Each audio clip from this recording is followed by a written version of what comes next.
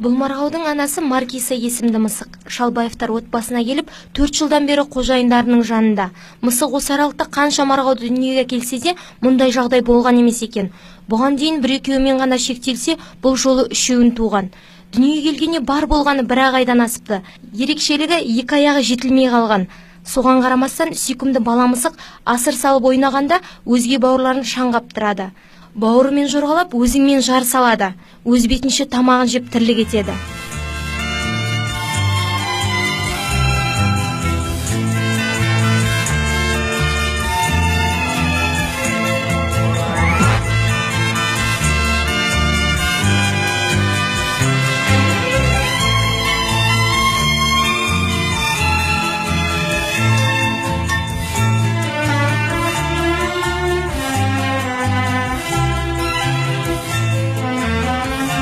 Басында шошыдық дейді үй иесі. Көзін құртып өлтіреміз бе деген ойда келген екен. Алайда кішкентай тіршілік иесі өмір сүруге тиісті деп шешіпті. Мен осы экологияның әсерінен ба деп ойлаймын.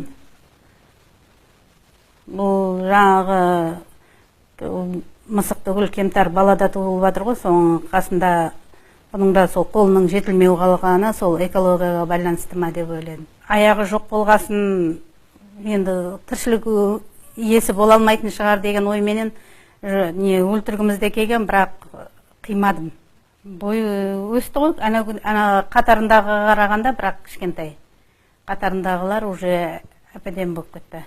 4 аяғы жоқ болса да, былай ұстасаң, қолыңа ұстасаң, ана қолдың тұқылы бар сияқты, ізінің ше, көкірегінде. Так, былай артқы аяқтары ұқсап жетілмей қалған. Былай бет қолыңа бет жағған кесе уже білініп тұрады.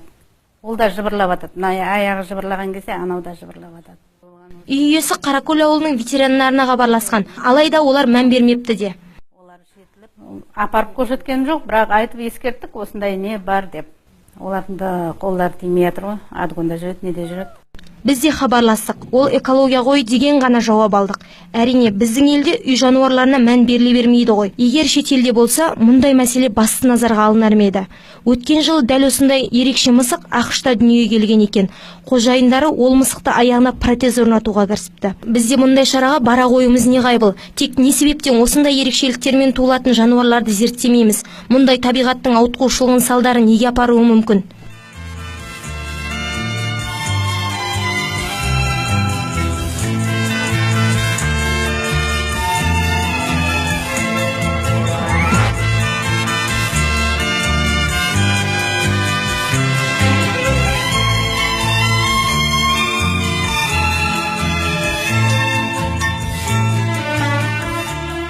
Арайлым Аблай, Ерлан Жұматаев, Нұрым Жан Тұраш, Қызылорда қоғамдық телеарнасы.